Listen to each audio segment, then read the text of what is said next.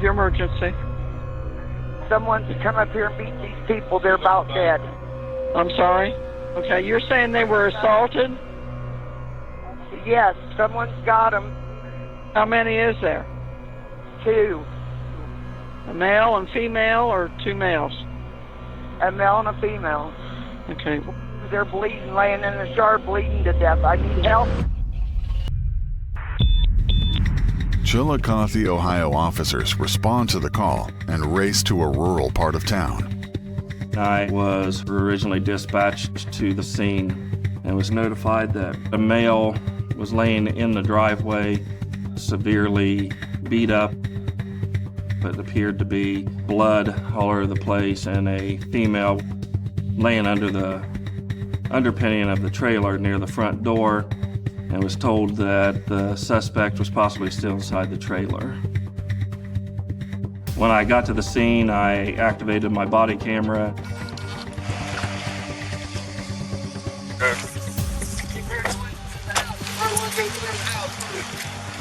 Somebody in the house.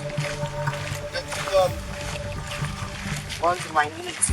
Oh my. Well, this one over here got her neck cut. That crime scene was extremely violent in nature. Whoever had done it appeared to be extremely angry or really wanted these people dead. Once we was there, we was establishing what was going on. It was obvious we needed to get the victims to the hospital as quickly as we could in an attempt to save their lives. Okay, all right. Okay, everybody stand over here by the cars, because right now this is now a crime scene. There's a noise inside the Okay, house. please. Go on. Okay. There's going back to the house. 21, you're going to want to start down here. The neighbor thought he had heard someone moving around in there. Let's go. Clear the house. I was able to enter the home, guns drawn, in a formation to make sure that nobody was in there Sheriff's office! and try to keep everybody out of harm's way. Sheriff's office, you're in here. Make yourself known. There was nobody else inside the home. Officers speak with several people at the scene and learn the names of the 2 victims. We identified them as Tammy Potts Williams and Rick Adams. They lived together as boyfriend, girlfriend.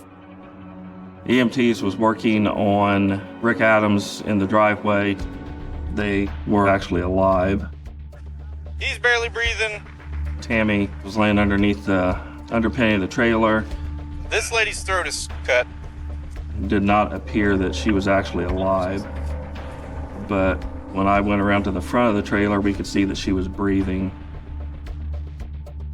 I was hollering at EMS and made them come get Tammy out from underneath the skirting and get her transported off to the hospital as well. My 25-year career as a law enforcement officer, I've never seen anything to that magnitude.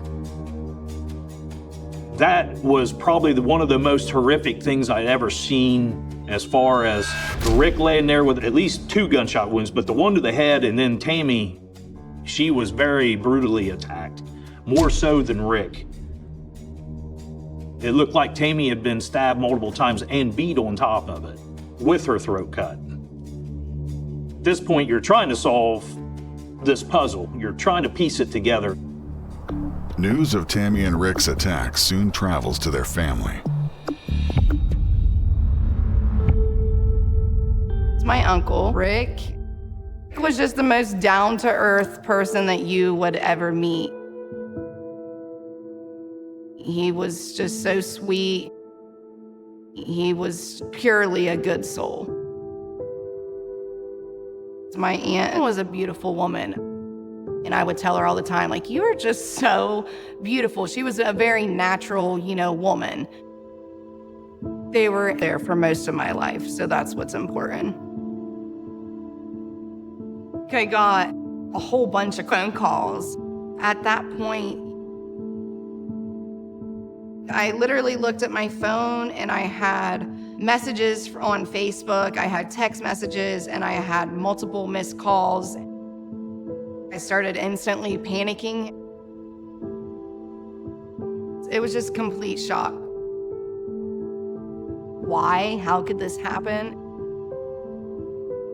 It's kind of one of those things, like, is this actually reality right now? Like, what is going on? I didn't really know if they were going to be alive.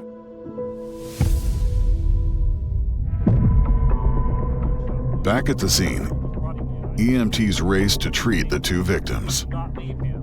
EMS was working on Rick and Tammy and transported them to the hospital. We didn't think he was going to make it from the scene to the hospital. Detectives next speak with the neighbor who reported the attack.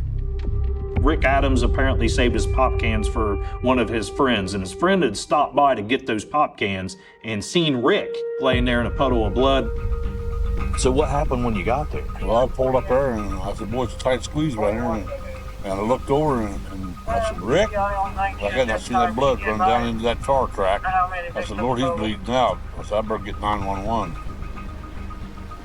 Had he been having any problems with anyone? Having any falling outs here? Because of how brutal the attack was, we believed at this stage of the game that Rick or Tammy possibly knew their attacker, but you can't eliminate the fact that this could be random as well. Officers fan out and continue to look for clues. As we were canvassing the area, we saw a silver sedan that was in the driveway. There was blood in it, and we identified the vehicle and the registration. The owner of the car was Leanne Potts, a family member of the victims, who was not located at the crime scene. We became concerned that she may have some involvement or may be otherwise injured. Later that evening, detectives receive another disturbing call. We were informed that there was potentially a body in the home of Leanne Potts, the owner of the gray sedan. Leanne's daughter Lauren called 911. She had heard about her Uncle Rick and Aunt Tammy and immediately went down to check on her mom, who lives very close to the crime scene. The house was completely locked up and secure, but Lauren could see what appeared to be a body laying on the kitchen floor through a window covered with a sheet. We went out there and we had knocked on every door, every window. I looked in, I said, and there's a body in the kitchen. Dispatch contacted me that we may possibly have another crime scene and other bodies. When I got to the house, I activated my body camera. I started looking through the windows. Looks like a body. And saw a body covered up by a sheet. There's blood on the floor. Yep.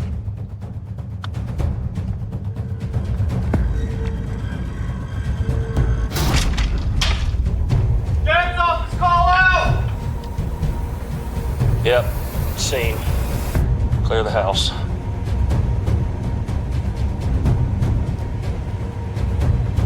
Clear.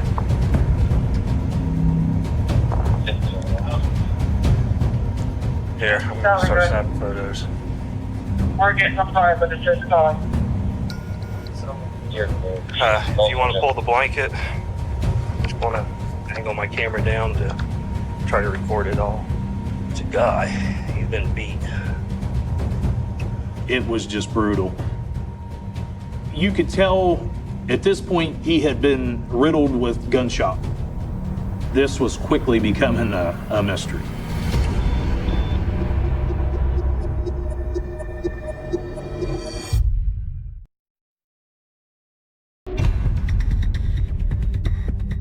Detectives continue examining the scene.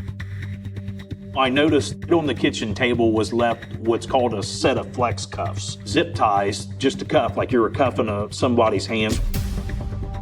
There was some shell casings found in the kitchen area, 32 caliber Aguila shell casings. We had the one victim in the kitchen, and we may possibly have had another victim in the home. Yep. basement.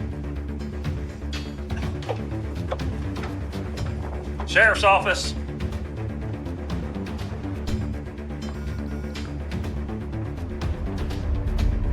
Got another body down here. We've dealt with several murders before in Ross County and the surrounding areas, but the brutality of these attacks was something that I have never seen in almost 30 years of law enforcement. No.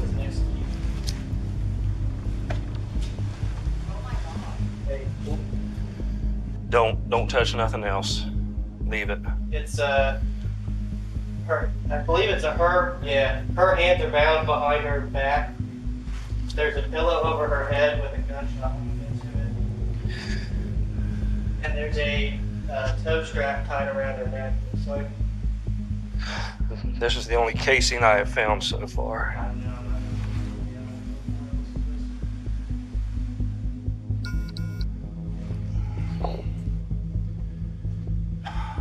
Let's go back up.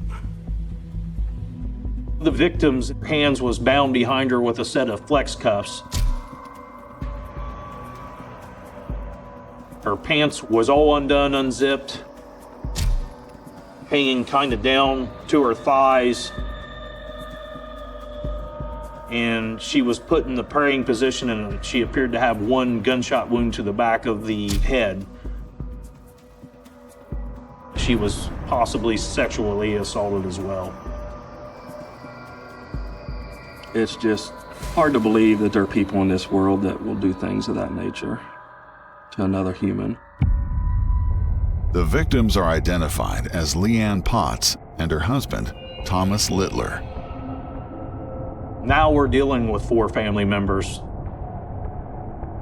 Now, was this family targeted? The scenario that you have was who and why, because you're thinking, could this be somebody that knew them all? Or could this be something random? Detectives launched the investigation into this latest string of murders. They speak with Lauren Potts, the daughter of victim Leanne Potts, at the scene. we needed to speak to Lauren to gather any information we could about the last time she talked to her mom, who her mom had been with. But Lauren was very upset. It was a very tough moment for her. When will we get updates? As soon as we can. Now your mom lived here, right? Yeah. That's Leanne? Yep. And this Tom Littler? Yep, he owns the house. He owns the house. Was she in the kitchen? No. Was it her? No. Is she in there?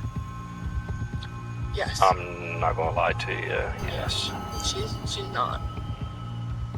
Who else was in there? Who does it look like? I believe the other one's Tom. So when you're notifying a family member the loss of a loved one, if they've been taken in such a fashion, it's undescribable.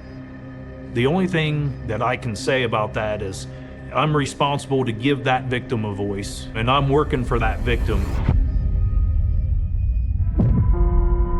I wanted to know who did it. I also was very scared. Mom was really starting to come into her life with getting married to Tom before everything had happened. Gave them both a new sense of purpose. And then Mom, he kind of settled her down a little bit in some of her wild ways, so they balanced each other out really well. There were so many thoughts going through my mind. I didn't know if the person that had done this knew or was after anyone else in our family. Back at the scene, detectives continue speaking with Lauren. Do you know anybody that would want to harm anyone? Any of these people? No, my aunt and my uncle, they're quiet. I mean, they... Is that the ones over there? Yeah. Okay. They're friends, and Tom's health was getting bad, so they went and got married, so Tom's stuff would be Okay. They have Tom and my mom have money. So, and my mom was letting my uncle drive her car because she can't drive it right now. Lauren told us that Leanne's brother, Rick, one of the victims from the first crime scene, had been driving Leanne's car. We knew whose vehicle it was, and that's why we believe the car was at in the first scene. Lauren did also indicate that her mom had got a settlement, and it was a significant amount of money. I overheard something about a welfare check. My mom just got a really big one, and I feel like it has something to do with money. She also had indicated that Mr. Littler was pretty well off. He was supposed to get some money out of the bank because they were leaving on their honeymoon. They had just got married and he had bought her a diamond ring. Now we're starting to establish, is this motive for money? Now we're dealing with two scenes. I knew the two had to be connected. The next day, detectives received news from the hospital. We received a word that one of our victims, Rick Adams, from the first crime scene, was now pronounced deceased up at Berger Hospital. Tammy was still hanging in there. She was in critical condition, but Tammy was still alive. At the time, we had protection on Tammy at the hospital because we didn't know who had done this or why they had done this, and that they may have go back to finish what they started. We sent deputies to the hospital to try to get any available information out of Tammy. Tammy was in very, very bad shape, but we knew she could help to solve this mystery. Present is myself and Tammy Williams. Tammy, I know that just as soon as I got here, you recognized me. You're a lot more alert today. Told me that you were very fearful for your safety. Who is the person that did this to you? Can you write his name down? What did they use to hurt you?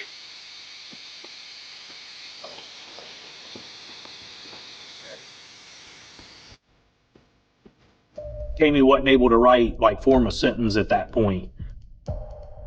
We didn't press Tammy.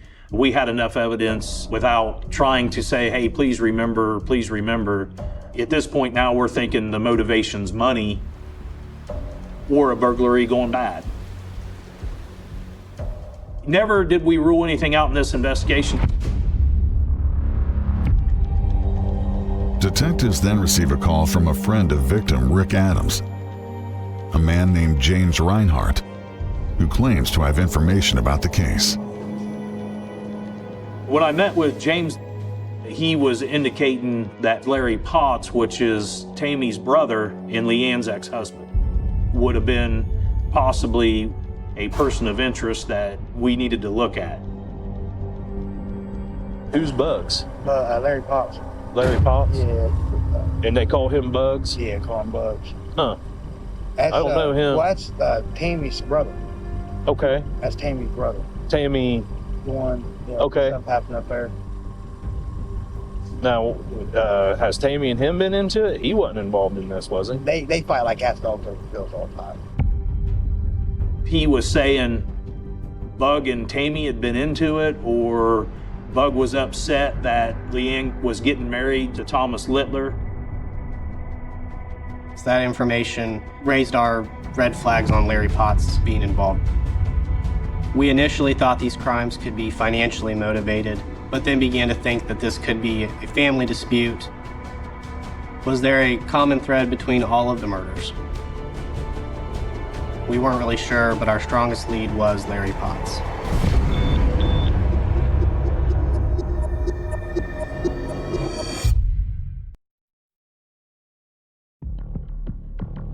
After receiving this information from Mr. Reinhardt, I went to Larry's house. I made contact with Larry's roommate, and the roommate said Larry hadn't been home. He had left earlier in the day and he hadn't seen him. So now we're really, now the hunt's on for Larry. With the two crime scenes less than 5 miles apart and their latest suspect in the wind, detectives return and canvass the area. Detective Addy and I went back out and were able to find several houses with surveillance video. We found one camera that was facing the road right on the lane of Thomas and Leanne's residence, and we found another camera facing the road in between Tammy and Rick's. We stopped and made contact with the homeowner and said, hey, does your camera work? And he said, yes. I said, can you pull me up the video footage from yesterday between these times and these times? He knew what we were looking for. Of course, the word's all out. You were telling me you saw what looked like Tom's wife's car first? About 3 o'clock, somewhere in there. What looked like her car. It's a little silverish. This was Leanne's car? Yes. Okay. I think it was a Honda. I think it was a little grayish Honda. And then it wasn't 15 minutes later again, I reckon. Here comes that other little gray car and had the front hood cocked on it. It come out straight, you know, driving straight out. I mean, it was a flying. The neighbors witnessed the car back out Leanne's driveway chased by another car with heavy front end damage. The neighbor believed the victim, Rick Adams, was being chased by another vehicle. And up the road it went, and like I said, it looked like the hood come up on it. The time it topped the hill, the hood was bouncing up and down. Okay. They just kept it going. This was very helpful, but we were hoping the surveillance video would identify the driver of the other car. Investigators carefully review the surveillance footage back at the station. When we first saw the footage, it made this puzzle way worse. You couldn't see the actual drivers of either vehicle. You could tell with certainty the vehicles, but you couldn't see through the windows the drivers. You couldn't make the drivers out, but you could definitely say that was Leanne's vehicle and a car behind it with a strap over the hood. Heavy front end damage with a cable ratchet strap over the hood of the car, chasing it. It was a letdown that we couldn't see the driver well enough to identify him in that vehicle. As the investigation continues to unfold, the family reflects on an unspeakable tragedy. My mom was very intelligent. She was very outgoing, bubbly, ready just to go have fun, but very serious when time needed. Great mom, always focused. Education was a big part of who she was and what she wanted us to be.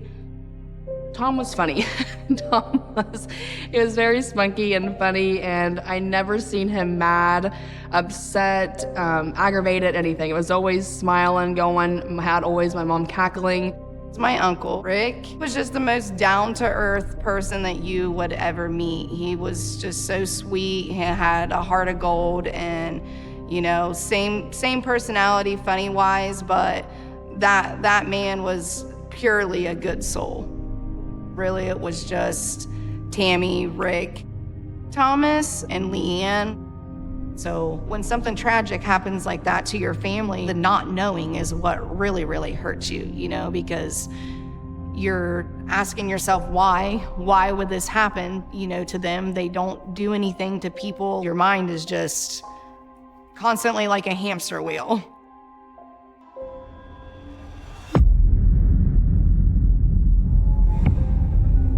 The very next morning, I get a tip that our prime suspect, Larry Potts, returned home. Larry had active warrants for unrelated incident, and he was picked up on those. Can we come with you out? The real protocols to do it is we go in as one unit, each person knowing what their job needs to be. Larry Potts! Sheriff's Office! Larry! As soon as we breach them, we go in, guns drawn, in a formation as we go in until we can clear the entire home. Get my leg. Lay down. I mean, my leg across the seat. You're now in his custody. Okay. Whatever he tells you to do. All right, thank you. Nothing on underneath. Yeah, I know. Yeah, that's what you want to do. That's fine. I don't have a problem with that.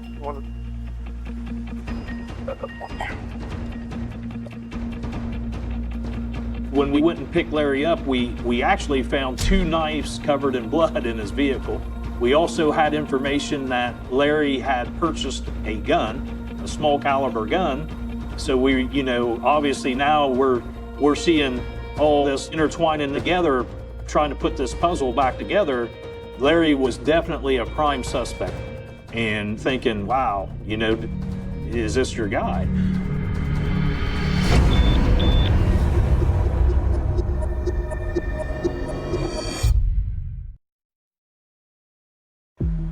Detectives now have prime suspect Larry Potts in custody. When a suspect is brought in, you will observe the suspect and just watch and see how they react, their body language. Are they sweating? Are they nervous? Are they crying? Are they upset? We brought Larry in, and Larry very quiet. He was wanting to speak with us.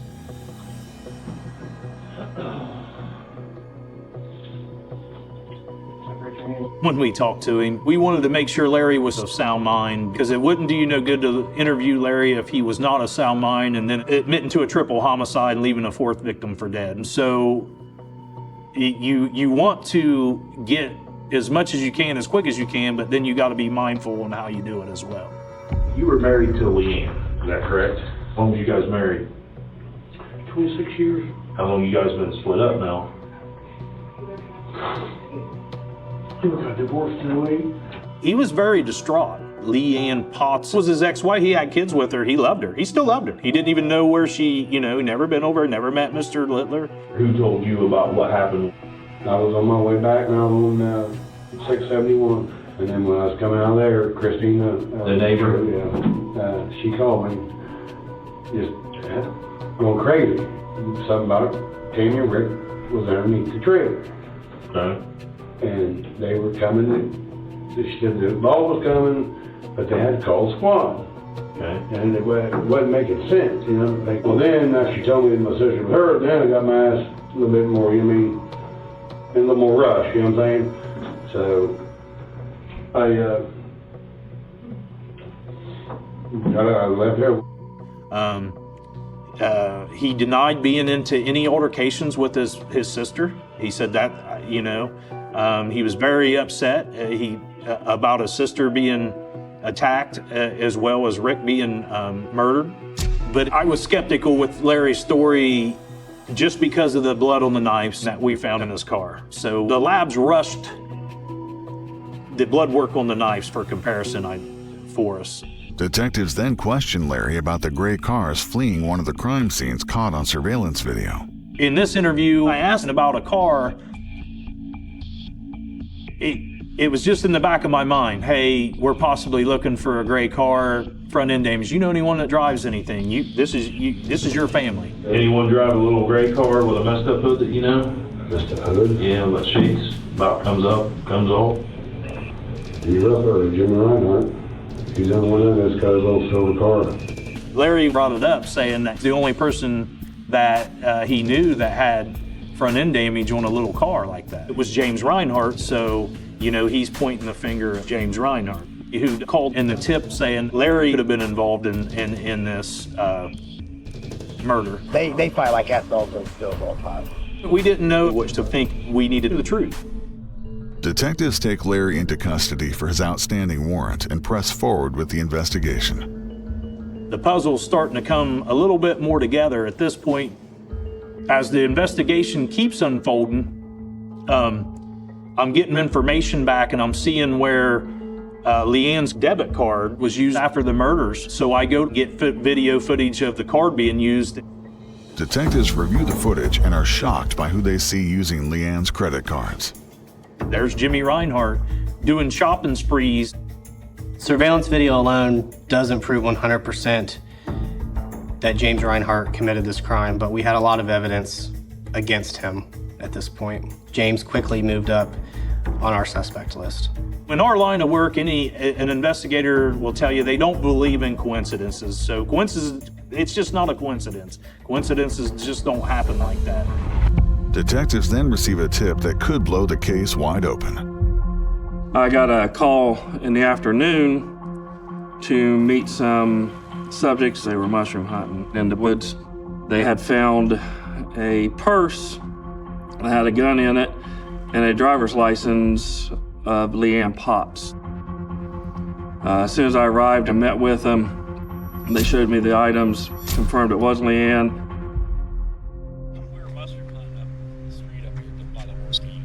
Okay. Came across a purse.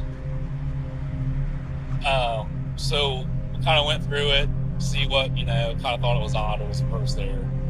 Went through it. It was in a sack, and like a plastic sack.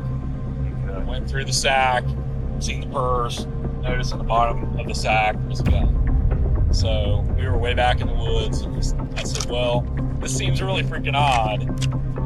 That there's a purse, car keys, ID, credit cards, money, and a gun.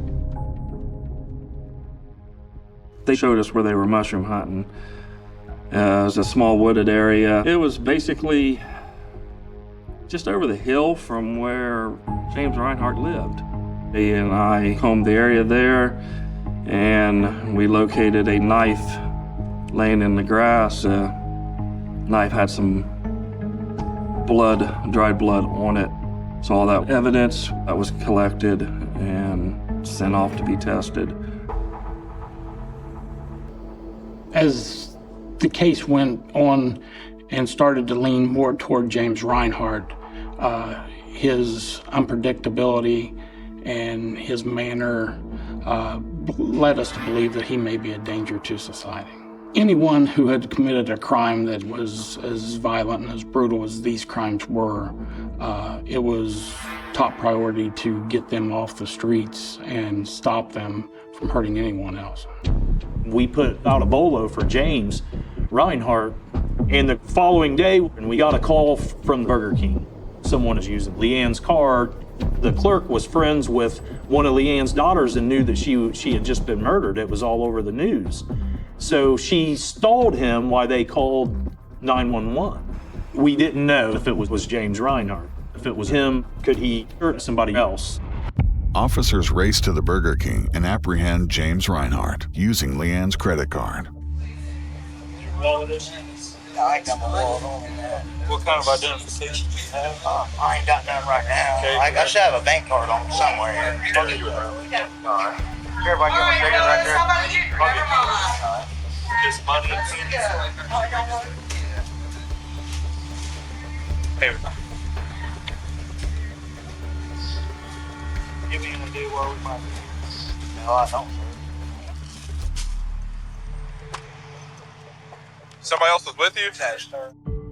When Jimmy was arrested at Burger King, he had roughly $1,100 plus in his pocket.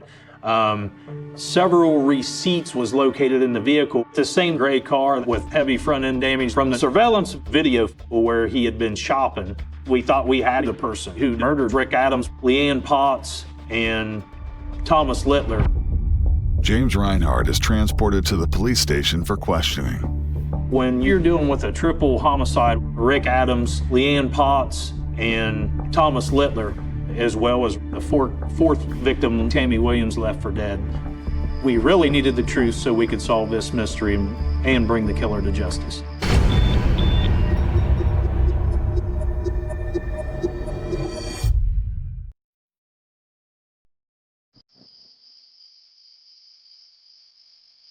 When you're speaking to someone like James Reinhardt with his criminal history and his background, you want to speak in plain words to him. You talk to that person the way they are talking. During the interview, you try to give them an out. I asked about Leanne's debit card. Where'd you get this debit card, man? It's my girlfriend. It was supposed to be my girlfriend, but she's seeing that guy right now, so man. Who's your girlfriend? Larry, Leah, whatever. Can't remember. Oh, you can hide that, I don't care. You can't pronounce your own girlfriend? It's Rick. Jimmy claimed that he and Leanne, they had been having this affair, but how do you not remember your girlfriend's name? That said it all to us at that point. She's married, bud. That's what sugar daddy. She's dead, bud. Nuh-uh. He claimed he didn't know that Leanne and Thomas were murdered or anything, but he knew about Rick and Tammy. Yeah, Swear to God. Swear to God, that's why I've been trying to call for 2 damn days. No, don't do this, man. I explained that Leanne was dead and he didn't show no emotion whatsoever. I knew at that point he was just full of it and that he was our guy. But he wouldn't confess.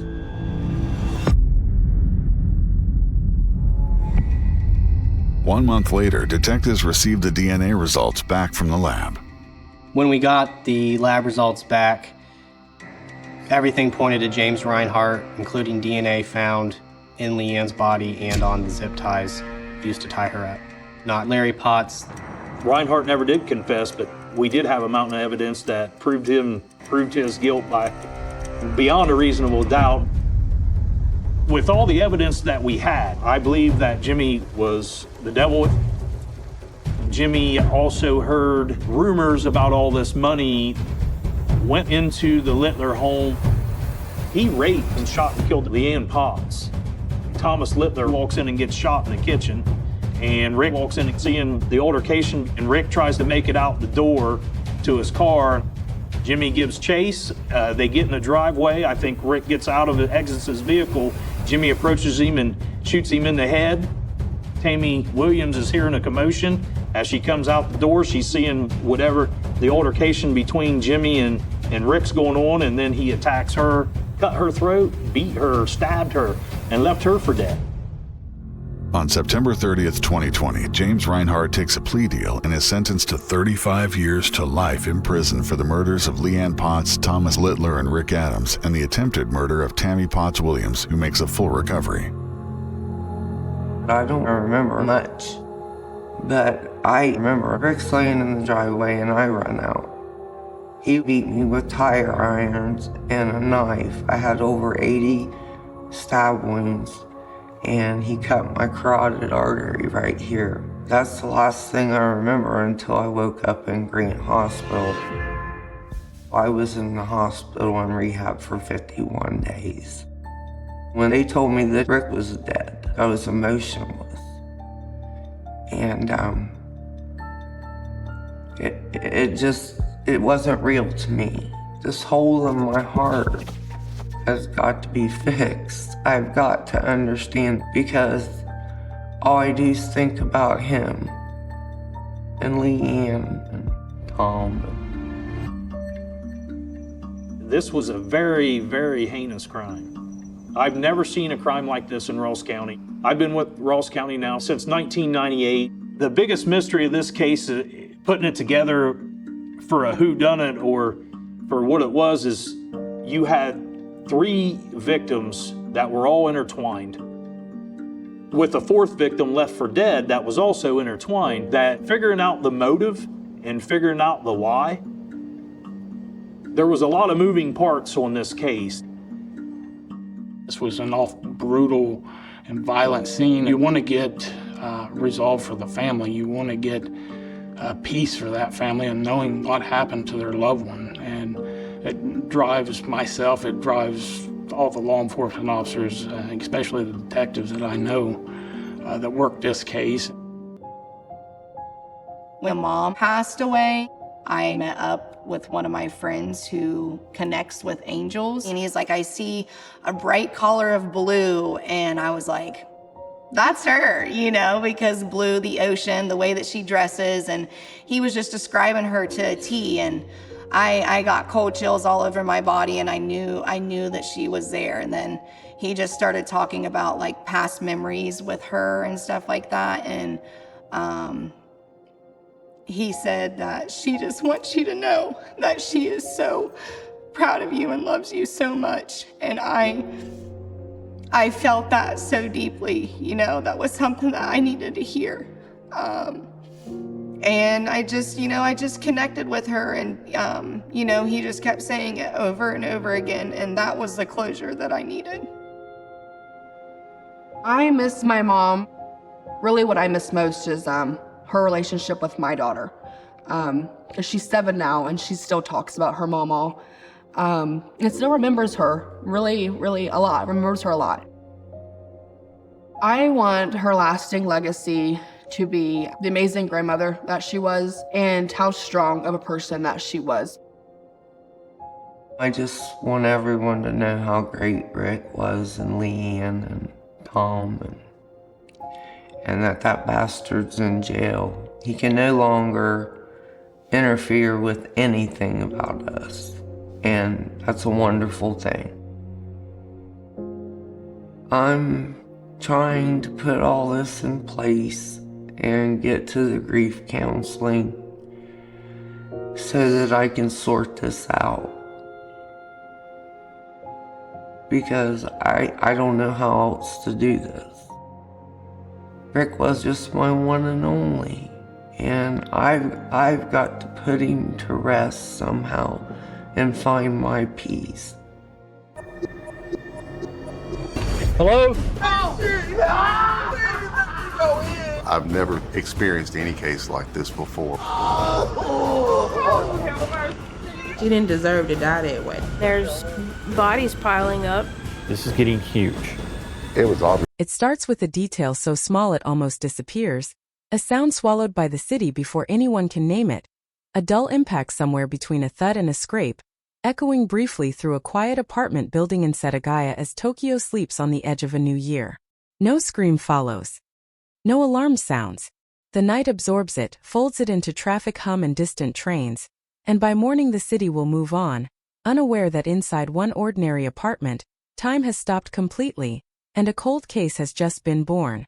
The Miyazawa family lives on the second floor of a modest residential complex, the kind of place people stop noticing because nothing ever changes. Mikio Miyazawa is a city planner, methodical, predictable, trusted. His wife Yasuko is warm, attentive, deeply connected to her family. Their children Nina and Rei are young, small, still at the age where the world feels safe because adults promise it is. On the evening before December 31st, their lives follow familiar rhythms. Dinner, television, small conversations, plans for the new year. There is no sign of danger, no sense that someone else is studying the layout of their home, counting the steps from the stairwell to the living room, memorizing which doors slide and which stick. When the first calls go unanswered, concern feels premature, almost embarrassing. People miss calls all the time. Phones are forgotten. Batteries die. But hours pass, and the silence grows heavier, denser, until it stops feeling accidental. By the time relatives arrive at the apartment, anxiety has sharpened into something closer to fear. The door is unlocked. The lights are on. Shoes are neatly arranged. The television murmurs softly to no one. It looks like a home paused mid-breath. Inside, the shock is immediate and overwhelming. Blood stains the floors, the walls, the stairway leading upstairs. Mikio and Yasuko are found first, their bodies bearing the unmistakable signs of extreme violence. This is not quick. This is not clean. It is personal, sustained, furious. The children are discovered later, wrapped carefully in blankets, placed as if someone wanted to soften the reality of what had been done. The contrast is horrifying. Rage and tenderness exist in the same space, committed by the same hands. Police arrive in force. The apartment becomes a sealed world, every surface photographed, every object catalogued. From the beginning, investigators know this is not a typical crime. Nothing has been stolen. Wallets remain. Cash sits untouched. There is food on the table. This was not a robbery. This was not desperation. This was intention. And then comes the detail that changes everything, the fact that will haunt the case for decades. The killer did not leave. Evidence shows the perpetrator stayed inside the apartment for hours after the murders. They used the family's computer. They opened the refrigerator and ate ice cream. They used the toilet, flushed it, washed their hands. This is not panic. This is not fear. This is comfort or arrogance or something far more disturbing. Whoever committed this crime felt no urgency to escape, no immediate threat of discovery, as if the city outside did not exist. Forensic teams collect biological samples, and what they find should have been the key. Blood left behind does not belong to any member of the Miyazawa family. The killer injured themselves during the attack, cutting their hand badly enough to leave clear traces. This is DNA, complete, uncontaminated. In theory, this should end the mystery. In reality, it opens a deeper one. When the profile is run through Japanese databases, there is nothing. No match. No criminal record. No name, just a presence without an identity. Footprints in blood lead investigators further down the rabbit hole. The shoes are identified as a rare athletic brand, not commonly sold in Japan at the time. The size suggests a young male. Clothing fibers found at the scene point to manufacturing origins outside the country. A strange sand-like substance appears on the floor, later linked to a specific geographic region far from Tokyo. Each clue pushes the case outward, beyond borders, beyond familiar suspects, beyond the comforting idea that this crime came from within the community. And yet, no one saw anything. No neighbor reports screams. No one remembers footsteps in the hallway. No cameras capture a clear image of someone entering or leaving the building. In a city defined by density and surveillance, the killer moves unseen, slipping through a gap so narrow it feels impossible. The absence of witnesses becomes as disturbing as the violence itself. As news spreads, shock grips Setagaya and then the entire country. Headlines begin to form before the investigation has momentum. Family slaughtered. Killer vanishes. DNA yields no answers. The phrase cold case hangs in the air like a threat. People ask the same questions over and over because there are no satisfying responses. Why this family? Why stay afterward? Why leave evidence everywhere and still escape? Police pursue every lead. Friends, co-workers, distant relatives, neighbors, all are questioned. No motive emerges. Mikio had no known enemies. No financial troubles. No secret life waiting to be exposed. The family appears exactly as it seemed. Ordinary, stable, unremarkable. That normality becomes part of the horror. If this could happen to them, it could happen to anyone. Months pass, then years. The apartment remains sealed, preserved like a fossil of violence, untouched by time. New investigators take over, convinced fresh eyes will see what others missed. Advances in forensic science bring renewed hope. DNA is retested. International databases are searched. Genetic markers are analyzed for ethnic origin. Results suggest mixed heritage, possibly East Asian and European. The pool of possibilities expands instead of narrowing. The public never forgets. Each anniversary resurrects the case, reopening wounds that never healed. Parents lock doors that once stayed open. Children are warned in ways they never were before. Tokyo's sense of invulnerability fractures quietly, permanently. This is no longer just a murder. It is a symbol, a reminder that order is fragile, that safety is a story people tell themselves until it stops being true. And still, the killer remains unnamed. Somewhere, someone carries a memory of that night, a memory written into muscle and bone, into scars that never fully fade. Somewhere, the hidden suspect continues to live, to move through crowds, to exist within reach of a truth that refuses to surface. Police refuse to close the case. The files grow thicker. The questions grow sharper. This is where the Tokyo cold case hardens into legend, a story whispered among detectives and civilians alike, a case defined not only by brutality but by audacity, by the sheer impossibility of its silence. Because in a city that watches everything, someone committed the unthinkable, stayed behind to clean up and eat dessert, and walked away without a face, without a name, leaving behind nothing but blood, DNA, and a mystery that would not loosen its grip for decades. The investigation does not slow after the shock fades. It sharpens, hardens, becomes relentless, because too much has been left behind for this case to quietly disappear. The apartment remains sealed, frozen in that final night, and every object inside begins to feel like a witness that refuses to speak. Detectives walk the same rooms again and again, tracing footsteps that no longer exist, imagining angles of attack, positions of bodies, movements that unfolded in minutes but will be studied for years. The killer's presence lingers everywhere, not as a shadow but as fingerprints, fibers, digital traces, proof that someone was here and was never afraid. The computer becomes a focal point. Logs show it was accessed after the murders. Files were opened. The internet was briefly used. Not to search news. Not to contact anyone. Just idle movement, almost bored, almost casual. Investigators struggled to interpret this behavior. Was the killer killing time? Was it curiosity? Or was it a calculated attempt to contaminate the scene, to blur timelines, to confuse investigators about when exactly the murders occurred? Each possibility points to a different kind of mind, and none of them feel comforting. Then there is the food. Ice cream eaten straight from the freezer. Drinks taken from the refrigerator. Small details that feel obscene in their normality. This is not survival behavior. This is not someone starving or desperate. This is someone acting as if the apartment temporarily belongs to them. Detectives debate whether this shows confidence or delusion, whether the killer felt invisible or simply did not care. The conclusion they circle back to is always the same. Whoever did this did not expect to be caught. The DNA remains the centerpiece, the promise that keeps the case alive. Blood from the killer's hand provides a near-complete genetic profile. Early analysis suggests a male young, possibly in his 20s. Later studies hint at mixed ancestry, markers not commonly found together in the Japanese population. This fuels speculation of a foreign suspect, or someone with a complex background, someone who might move easily between cultures, between countries, between systems of record. International databases are contacted.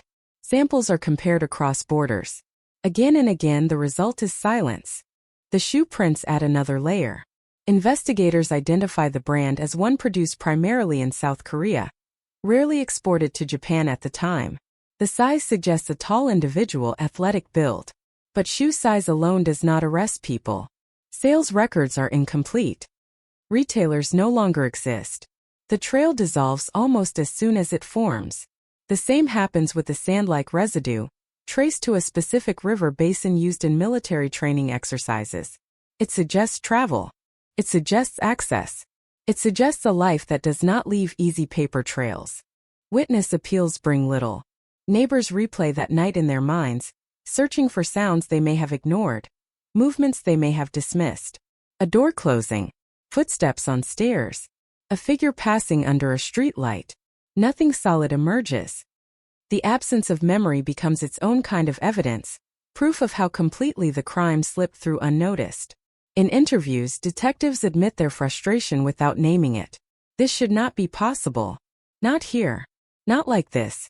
As the years stretch on, the case evolves from active investigation to something heavier, something that never quite rests. New leads surface sporadically, each one promising, each one collapsing under scrutiny.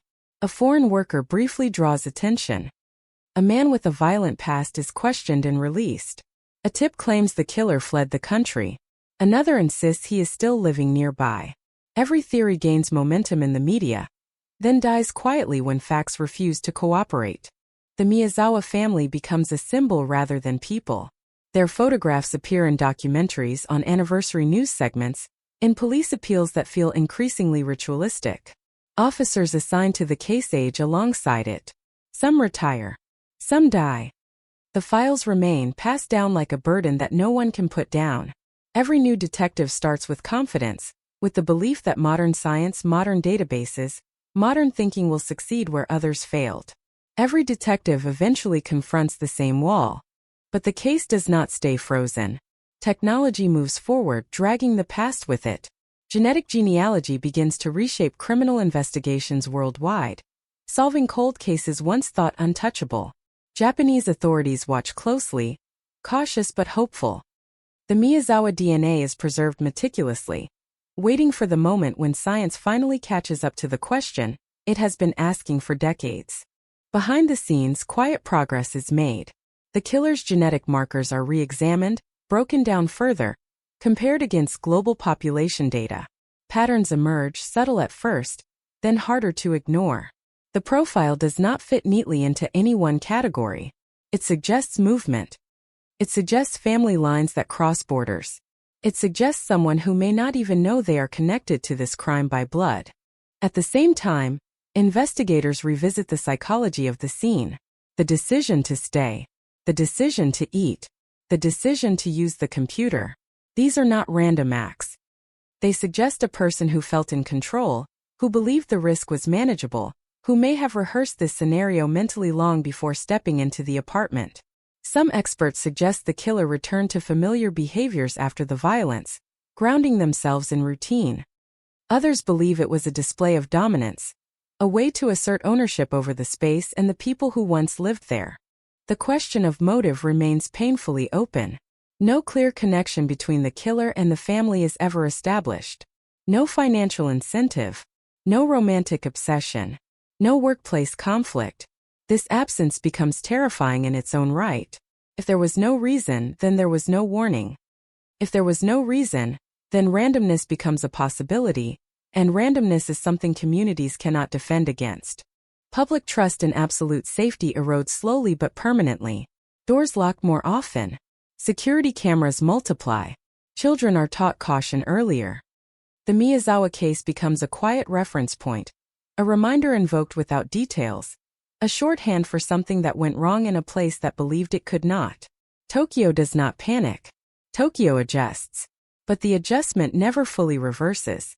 And somewhere within this slow march of time, the idea of a hidden suspect takes root.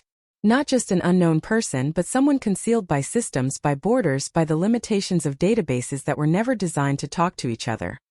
A person who may have changed names, changed countries, changed lives while the evidence of their crime sat patiently in storage waiting. By the time the investigation reaches its third decade, the case is no longer chasing a man in the streets. It is chasing a shadow through data, through ancestry charts, through fragments of information scattered across continents. Detectives know that if the answer comes, it will not arrive dramatically. It will emerge quietly from a laboratory, from a statistical anomaly, from a family tree that suddenly points in an unexpected direction. The Tokyo cold case does not scream anymore. It whispers. It waits. And with every passing year, the distance between the crime and the present shrinks in a strange way. Because technology closes gaps that time once widened. The killer has aged. The scars have faded. The world has changed. But the blood, the DNA, the silent apartment preserved in memory, remain exactly as they were, refusing to forget, refusing to let the city move on without them. Time does not heal this case. It only sharpens it. Every anniversary of December 30th drags the memory into the present with a brutal clarity that refuses comfort. Investigators rotate in and out, new faces, fresh energy, each convinced they will be the one to untangle the web. Each leaves with the same sense of incompleteness, the same lingering chill that this killer, whoever they are, managed to disappear not only physically but conceptually, leaving behind a vacuum of comprehension, a puzzle with pieces that refuse to fit. The Miyazawa apartment is a shrine to unanswered questions. Every surface, every drawer, every piece of clothing preserved in evidence bags tells a story that cannot be fully read. Digital records, meticulously preserved from 2000, become the focus of renewed attention as cyberforensics advances. The computer is unlocked, its hard drive carefully extracted, every bit of data reconstructed with modern tools. Files accessed that night show nothing incriminating. Websites browsed, documents opened, but all banal, all normal. As if the killer sought to blend with the mundane digital footprint of the family themselves. Yet the timing after the murders cannot be ignored. This is deliberate, calculated, almost mocking. The food eaten after the killings provides another window into this mind. Ice cream scooped from the freezer, juice consumed, crumbs scattered.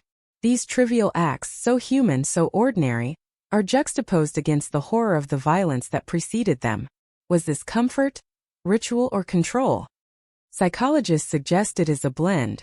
The killer asserts dominion over life and death, then asserts dominion over simple human needs, reminding investigators that power does not always shout.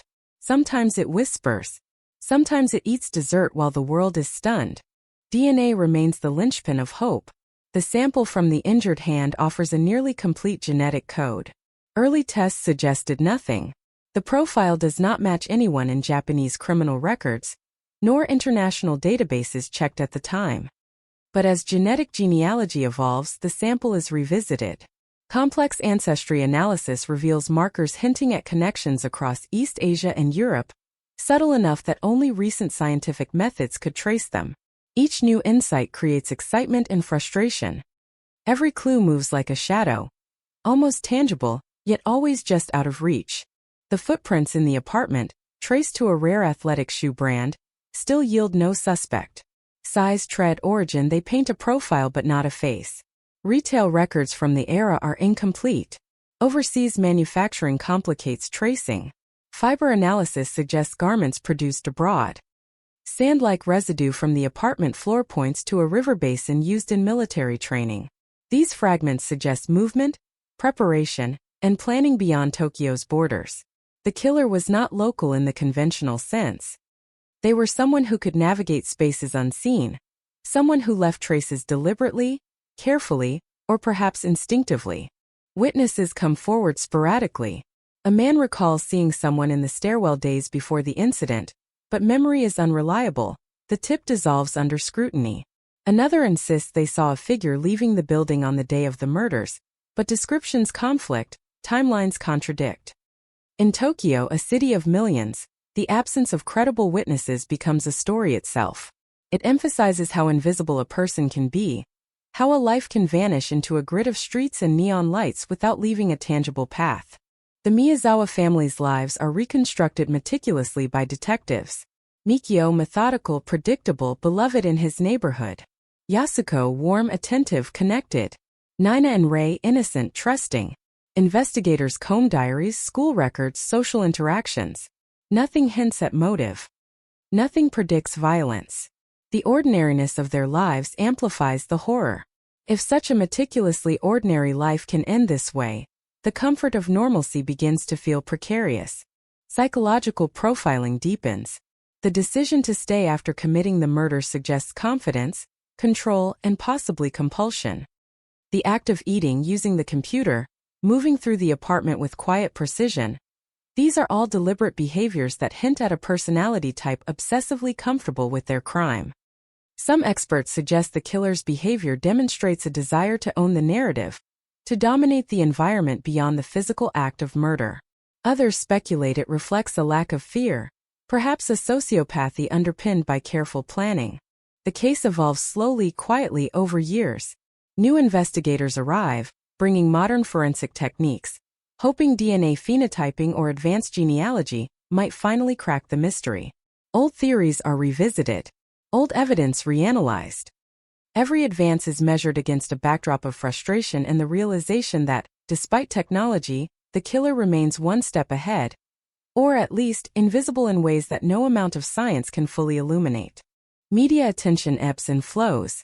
Documentaries air, cold case specials highlight the tragedy, interviews with neighbors and former police officers capture public imagination.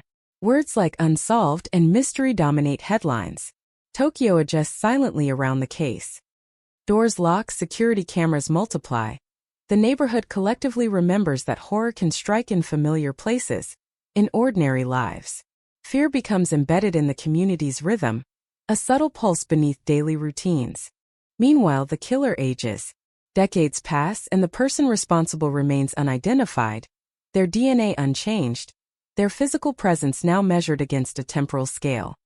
The hand that bled in the Miyazawa apartment may now bear scars or faded marks, but its genetic signature remains in evidence.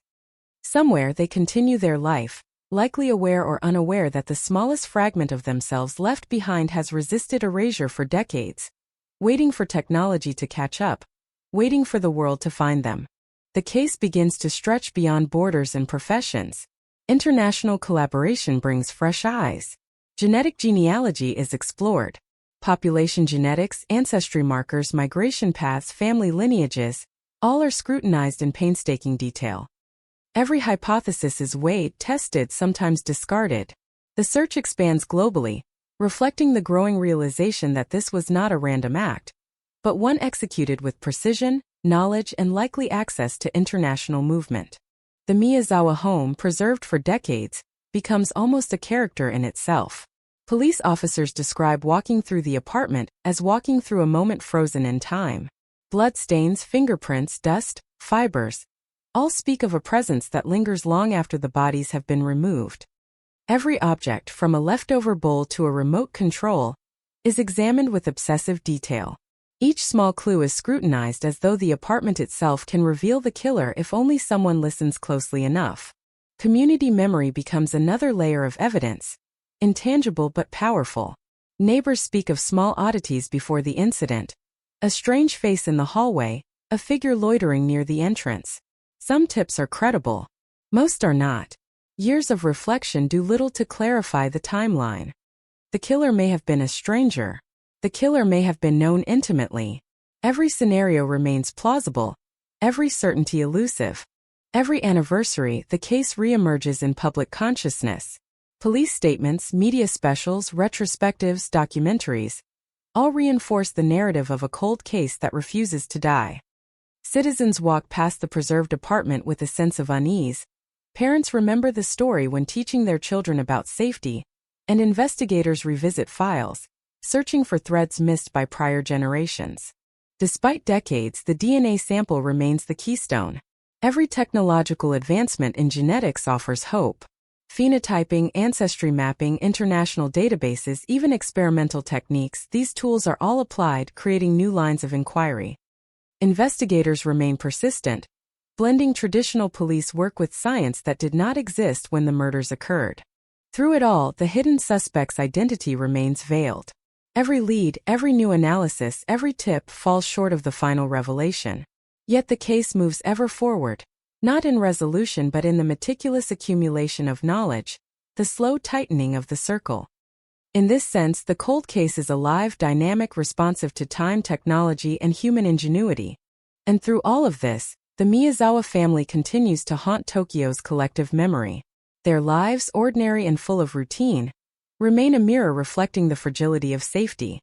The killer, hidden in the shadows of data, time, and space, represents both the incomprehensible cruelty of human behavior and the persistent hope that even the most elusive truth can eventually surface. The story waits, patient, precise, waiting for the day when the hidden suspect can no longer hide. Years turn into decades and the city moves forward, indifferent to the silent apartment where the Miyazawa family met their end. Skyscrapers rise, streets shift, faces change, but the evidence remains, frozen in its meticulously preserved state, like an unblinking witness to an act that defies reason. The apartment is sealed as if time itself were trapped within its walls, and every object, every drop of blood, every fingerprint, every fiber is catalogued, analyzed, photographed, stored, waiting. Waiting for technology to catch up, waiting for someone to finally connect fragments that decades of inquiry could not. Each generation of investigators brings new techniques and fresh hope, but the killer's careful planning ensures the trail remains cold. Investigators retrace the steps of the night in painstaking detail. The sequence of movements inside the apartment, the order in which the victims were killed, the deliberate placement of the children, all suggest a mind obsessed with control and ritual. Nothing is random. Nothing is accidental. Every motion is intentional. Yet no pattern reveals motive. The precision unsettles even the most experienced detectives. The digital footprint left behind offers tantalizing glimpses. The computer is accessed after the murders. Internet activity is minimal, nonsensical, ordinary. No searches for escape routes, no attempts to cover tracks. Instead, the killer's behavior suggests a calm presence, a quiet confidence, as if the apartment itself were theirs for the night. Logs and timestamps provide a timeline, but interpreting it proves almost impossible. Hours passed in the aftermath, unobserved, unrecorded. The city outside, with all its millions of eyes and cameras, does not see. The killer blends seamlessly with the chaos of urban life. Every piece of physical evidence tells a story. Blood from the killer's hand gives a near-complete genetic profile, preserved perfectly for decades. Shoe prints reveal a rare model, not commonly sold in Japan at the time. Clothing fibers indicate international production.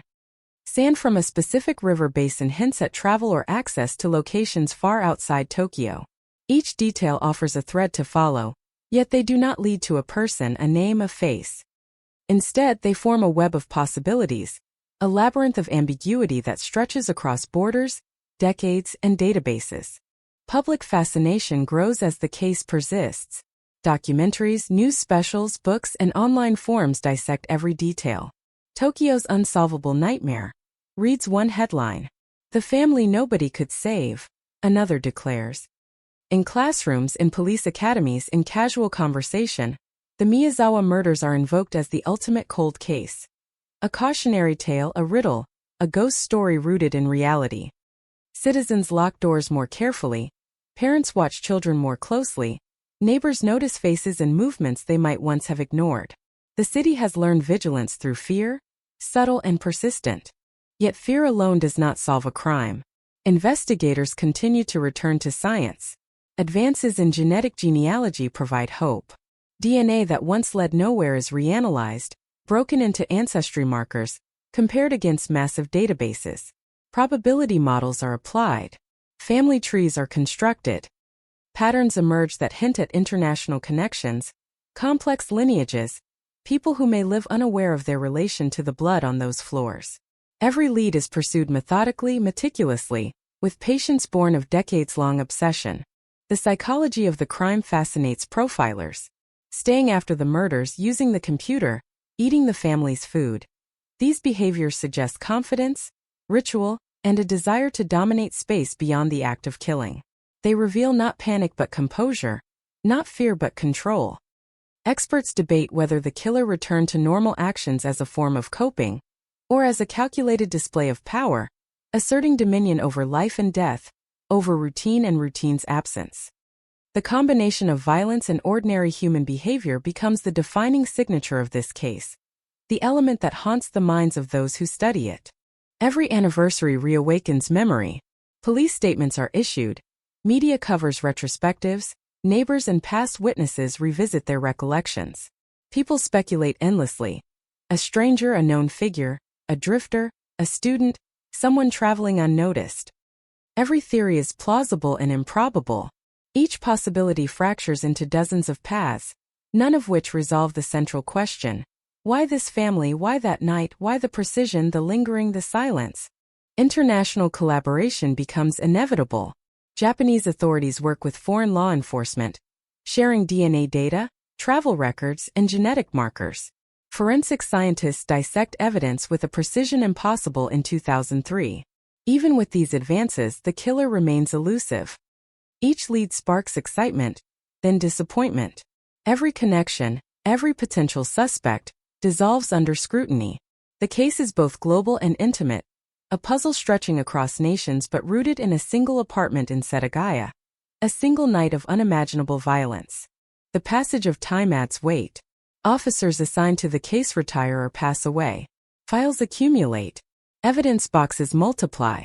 The apartment, though no longer a crime scene in active investigation, is preserved as a relic, a chamber of questions.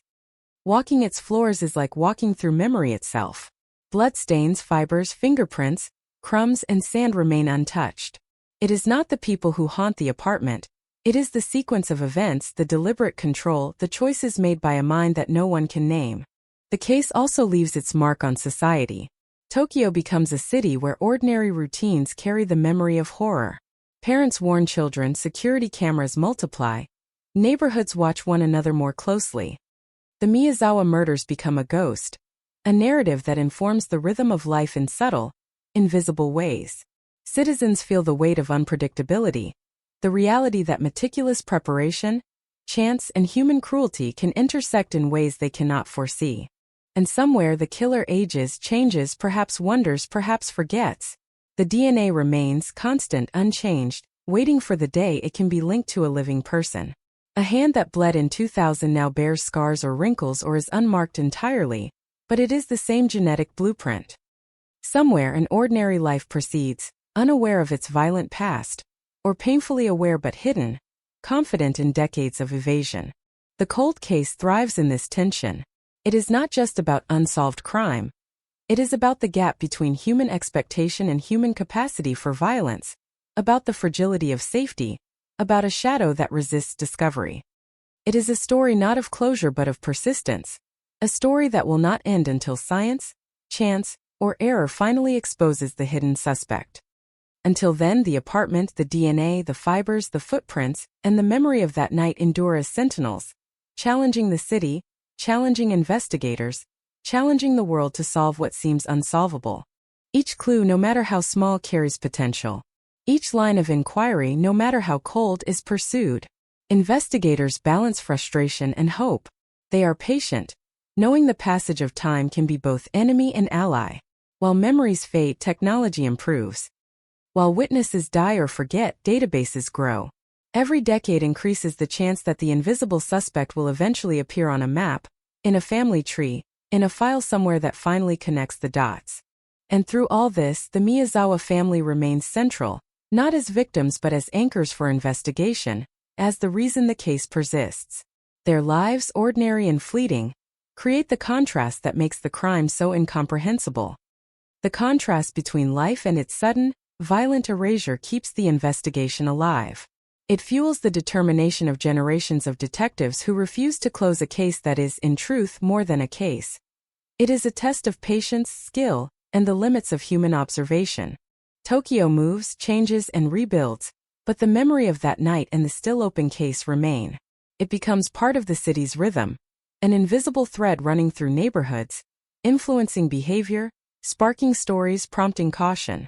It is not merely a crime story. It is a cautionary tale, a historical note, a persistent shadow in the collective consciousness. Decades after the murders, every technological advance brings renewed hope. DNA phenotyping, ancestry mapping, forensic genealogy, international database cross-referencing, all create new avenues for discovery. Investigators meticulously apply these tools, aware that any breakthrough could finally uncover the hidden suspect, finally assign a name to the hand that bled, finally provide closure to a family long gone and a city forever altered. The apartment itself, preserved like a tomb, continues to teach, to reveal, to resist. Every preserved object, every bloodstain, every tiny detail holds the story in suspended animation. Walking through it, officers describe the sensation of moving within the crime itself, as if the killer's choices are frozen in time and space. Every act, no matter how trivial, every step, every movement, has meaning, awaiting someone skilled enough, patient enough, and observant enough to decode it. Even as generations pass, the story persists. The cold case is alive not because it is unsolved, but because it is unsolvable in ordinary terms.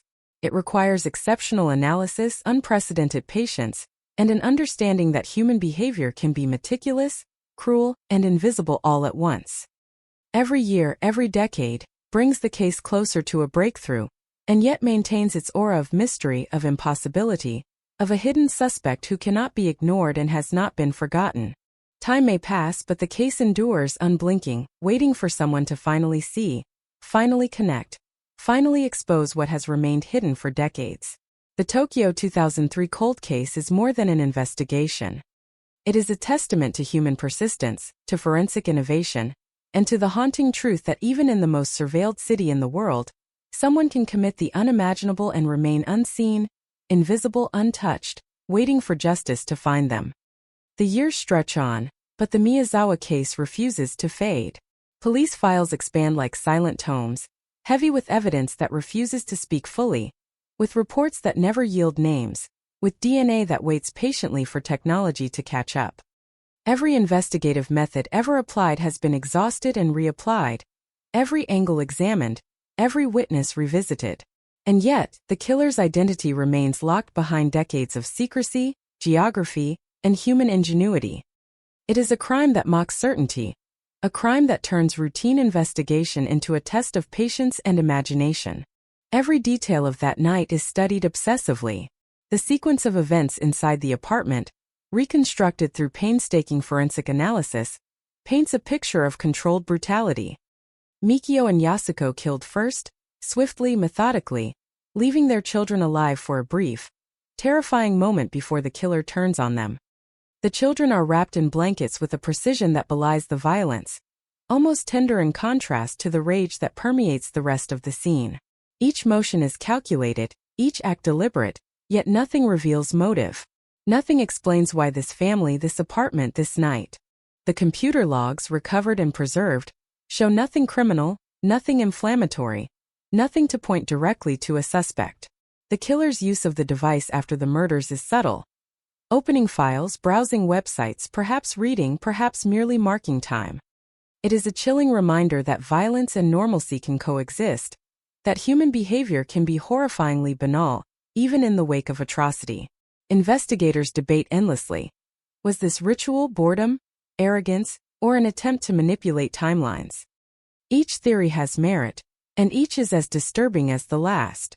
Food consumed after the murders, trivial as it seems, becomes central to psychological profiling. Ice cream scooped from the freezer, juice taken from the refrigerator, crumbs left on the floor. These small acts, so ordinary, are magnified against the backdrop of horror. They suggest someone comfortable, unafraid, in control. Experts suggest ritualistic undertones, perhaps an assertion of dominance, perhaps a personal compulsion. The juxtaposition of ordinary human behavior and violent intent becomes a defining feature, a signature impossible to ignore. DNA remains the thread that keeps the investigation alive. Samples collected from the killer's injuries provide a near-complete genetic profile, preserved in perfect condition despite decades of storage. Early analysis yielded no matches. Modern genetic genealogy reopens the possibility, as scientists extract ancestry markers, identify rare haplotypes, and trace connections across continents. Each iteration brings hope, only to collide with complexity. Mixed ancestry, subtle international connections, and sparse records keep the killer untraceable. The database grows, the profile remains constant, and the suspect continues to elude identification. Shoe prints and fibers become keys to imagination. Rare athletic shoes, scarcely available in Tokyo at the time, trace a path through uncertainty. Clothing fibers suggest foreign production, importation, movement outside Japan. Sand-like residue points to a military training region, perhaps part of a journey, perhaps a clue to identity. Each piece adds dimension, yet forms no coherent picture. Every lead, meticulously followed, eventually dissolves. The killer remains a phantom, capable of existing within a city of millions while leaving only hints. Witnesses offer fragments, often contradictory, often unreliable. A neighbor recalls a figure in the stairwell, a shadow glimpsed but never clearly seen. A passerby mentions someone loitering near the entrance, a fleeting silhouette against neon and concrete. Tips arrive, suggestions, fleeting memories, half-truths but nothing concrete. Memory fails. Time erodes certainty. The absence of witnesses becomes part of the horror, the case's defining feature. Invisibility in a city of watchers. The Miyazawa family, ordinary in every sense, is reconstructed endlessly. Mikio, methodical, predictable, dedicated to civic planning. Yasuko, attentive, deeply involved with family and community. Nina and Rei, innocent, trusting, unprepared for the intrusion of evil. Investigators study every social connection, every family dynamic, every moment leading up to the tragedy. The conclusion is as frustrating as it is chilling. Nothing predicts this crime. Its precision, brutality, and invisibility defy conventional motives. Psychological analysis attempts to penetrate the killer's mind. Staying in the apartment after the murders, using the computer, eating the family's food. These behaviors suggest mastery, not panic, compulsion, not error. Experts debate whether these actions indicate ritual, control, or arrogance. Some suggest a serial criminal mindset, someone familiar with the thrill of dominance, someone for whom violence is both method and spectacle. Others propose an obsessive personality, carefully rehearsing steps, ensuring mastery of environment and outcome. Every hypothesis points to meticulous planning and profound detachment from consequence. The case evolves beyond police work. Media, documentaries, and online forums dissect details endlessly. Headlines declare unsolvable nightmare. Tokyo family slaughtered. DNA yields no answers. The public becomes both participant and witness, haunted by what cannot be solved. Tokyo adapts silently. Doors lock, cameras proliferate, vigilance becomes routine. Fear permeates without overt panic. The Miyazawa murders enter the collective memory, a ghost in daily life, a cautionary tale of fragility hidden beneath ordinary streets. Technological progress offers incremental hope. DNA phenotyping, ancestry mapping, forensic genealogy, global database comparison, all create new avenues. Investigators analyze population markers, trace distant relatives, search for improbable connections.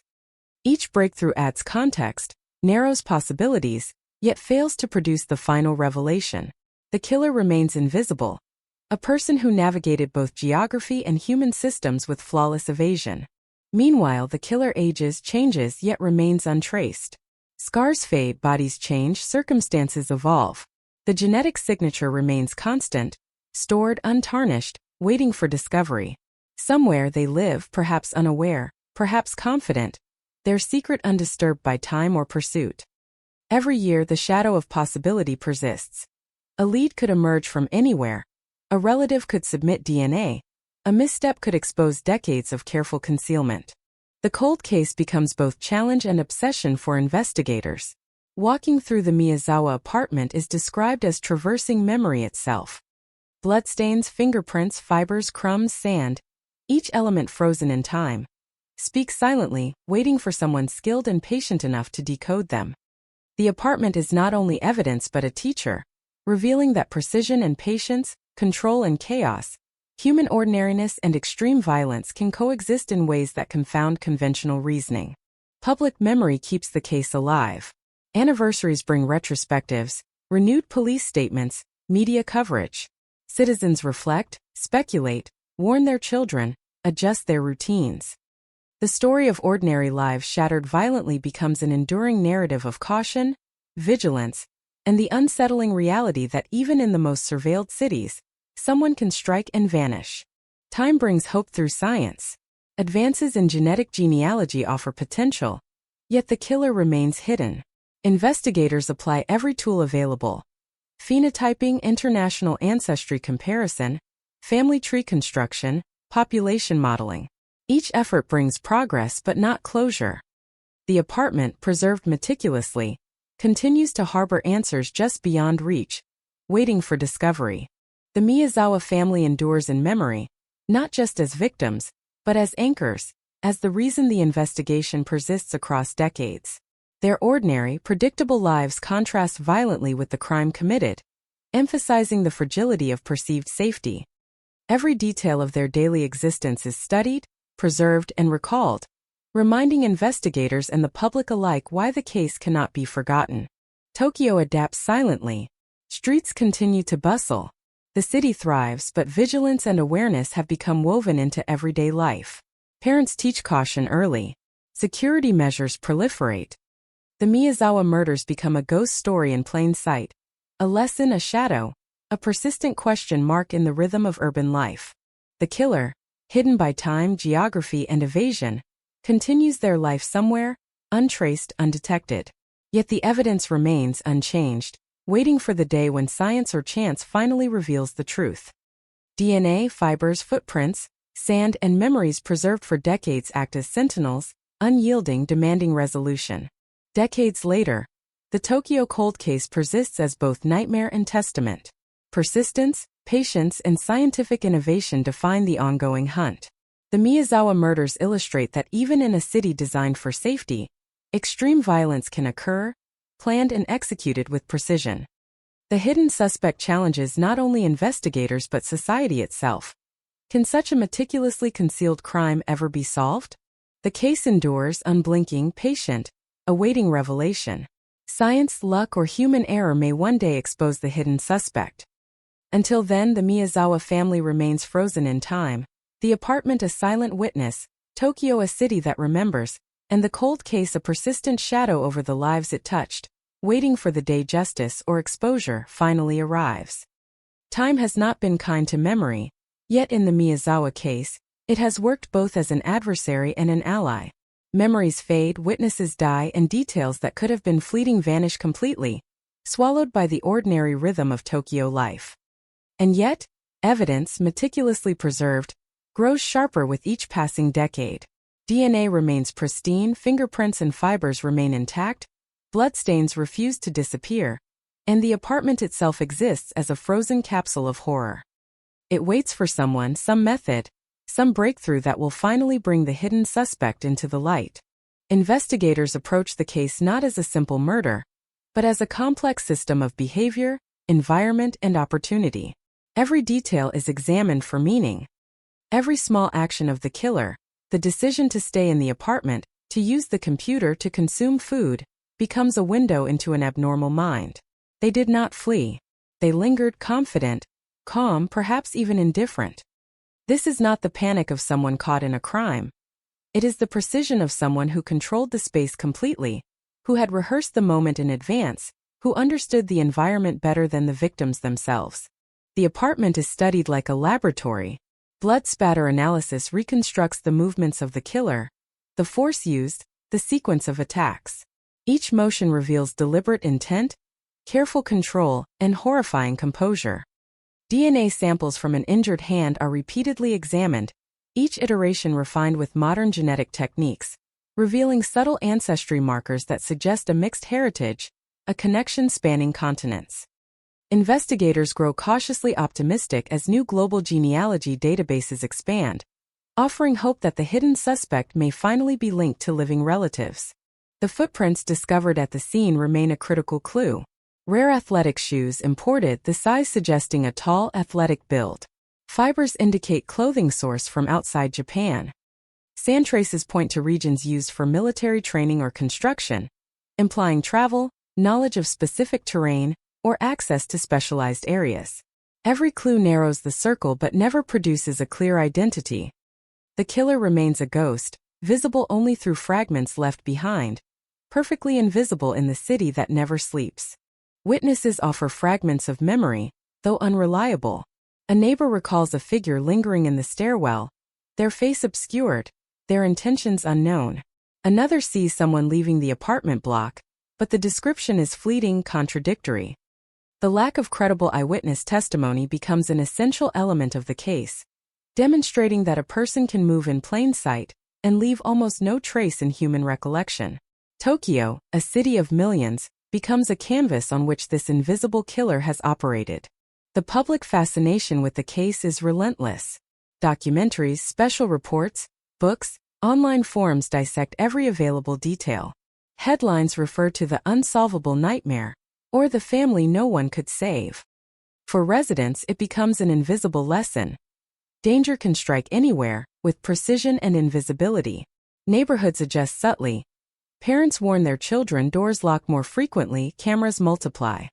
The Miyazawa murders are a constant, whispered presence, shaping lives silently while remaining unresolved. Psychologists continue to study the killer's behavior. Remaining in the apartment after the murders, using the computer, consuming food. These actions demonstrate a combination of obsession, confidence, and control. Experts speculate that the killer's mind was conditioned to manipulate environment and time, executing violence while simultaneously asserting dominance over ordinary life. It is a profile that is precise, terrifying, and impossible to ignore. The act of living briefly within the scene of a crime highlights both audacity and detachment. Forensic advancements slowly provide hope. DNA phenotyping and ancestry mapping, combined with increasingly globalized databases, create new possibilities. Investigators identify markers pointing to mixed East Asian and European heritage, an unusual combination that may narrow the potential suspect pool. Each analysis is painstaking, and while it does not immediately yield an identity, it creates a web of possibilities spanning continents. The hidden suspect is still at large, but the net is tightening. Every anniversary, the case reemerges publicly, reawakening memories and speculation. Police statements, media retrospectives, and documentary features bring attention to the enduring mystery. Citizens reflect, discuss, and worry, reinforcing a sense that ordinary life is never as secure as it seems. Tokyo's collective memory now contains a shadow that cannot be erased. A family murdered without motive, a killer invisible, a mystery that refuses closure. The killer ages alongside the city, living undetected. The DNA signature, however, remains immutable, preserved and waiting for the moment technology or chance finally links it to a living individual. Somewhere, the person responsible continues life, oblivious or confident, while the physical and digital evidence left behind remains a silent witness to their actions. Every year, every decade, the possibility exists that exposure could come from anywhere. A distant relative's submission of genetic material, a small error, a slip in routine. The cold case persists as both puzzle and obsession. Officers assigned to it describe walking the Miyazawa apartment as entering a suspended moment of time, encountering not merely evidence but the echo of human behavior that is both meticulous and cruel. Every object, every detail, every micromovement is scrutinized, waiting for someone patient enough to read between the lines, understand the behavioral signature, and finally match it to a person. Community memory strengthens the case in invisible ways. Neighbors who once lived nearby carry recollections, fleeting images, half-remembered sounds, impressions of movement. Parents use the case to caution children, reinforcing the awareness that safety can be fragile. The Miyazawa murders become both ghost story and teaching tool, an indelible part of the city's consciousness. Technology continues to advance, offering new paths to resolution. Phenotyping, forensic genealogy, ancestry mapping, and global database integration all improve the odds that the hidden suspect can be identified. Investigators methodically apply every tool available, aware that decades of patient work, careful observation, and scientific progress may finally converge. Every clue preserved for years has potential. Every micro-detail could be the key. The Miyazawa family remains central, not merely as victims, but as the anchor that preserves the purpose of the investigation. Their ordinary lives, predictable and peaceful, contrast violently with the horror inflicted upon them.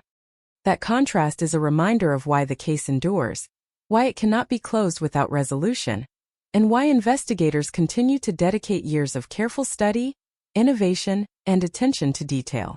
Tokyo adapts in quiet ways. Streets bustle, life moves forward, but citizens remain subtly aware that a meticulously executed act of violence occurred here. Precaution becomes routine, vigilance becomes instinct, and the Miyazawa murders enter the fabric of urban consciousness. The case, while unsolved, influences behavior, decisions, and collective memory. The hidden suspect remains at large. The evidence, however, is immutable. DNA, footprints, fibers, traces of sand, behavioral signatures, and preserved objects in the apartment all remain constant. They are waiting for discovery.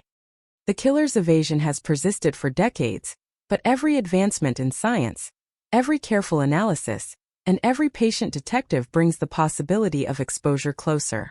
The Tokyo 2003 cold case is no longer just about murder.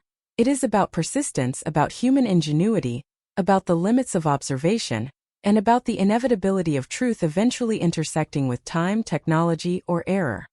The Miyazawa apartment is both prison and witness, evidence and lesson, a capsule of violence that refuses to disappear. Decades after that night, the case remains a testament. Careful planning, audacity, and human cruelty can leave traces that endure, waiting for someone skilled, patient, and relentless enough to finally uncover them. The hidden suspect is still out there, but the pursuit continues, unwavering, unrelenting, driven by evidence that refuses to forget, until the day justice or exposure finally arrives. The years accumulate like layers of dust over the evidence, yet the Miyazawa case refuses to fade. The city grows taller, faster, busier, but the apartment remains frozen in time, a capsule of horror that refuses to yield its secrets. Every preserved bloodstain, fiber, fingerprint, and sand particle speaks, a language only the most patient and precise investigators can begin to decipher. It is not merely a case. It is a testament to meticulous planning, to human cruelty, to the invisible threads that connect a crime to the present decades later. Investigators, generations of them, rotate through the files, each believing that new eyes, new technology, and new insight will crack the mystery. Each begins with optimism, each confronts the same wall. The hidden suspect remains elusive. Every hypothesis is explored, discarded, revised. Digital forensics is applied to the computer, searching for anomalies in files, timestamps, usage patterns. Every keystroke, every login, every open or closed document is re-examined with modern tools. The pattern is unsettling. Nothing criminal, nothing incriminating, yet every movement occurs after the murders, suggesting a calm, deliberate presence within the apartment that is as chilling as the violence itself. The mundane acts after the murders, the ice cream eaten straight from the carton, the juice consumed, crumbs left on the floor, become a signature. Psychologists suggest a compulsion or ritual, perhaps a display of dominance, perhaps an assertion of control in a scenario where life and death were entirely in the killer's hands. The behavior is studied repeatedly, each time revealing new subtleties. The timing of consumption, the order in which food was eaten, the movement patterns through the apartment. It is as if every trivial action was meant to convey power, patience, and mastery over environment and victim alike. DNA remains the most promising thread. Samples from the killer's injuries, collected and preserved with painstaking care, are now subjected to advanced genetic genealogy techniques. Mixed ancestry markers hint at connections across East Asia and Europe, a combination rare enough to narrow investigative possibilities. Databases now exist that did not in 2003.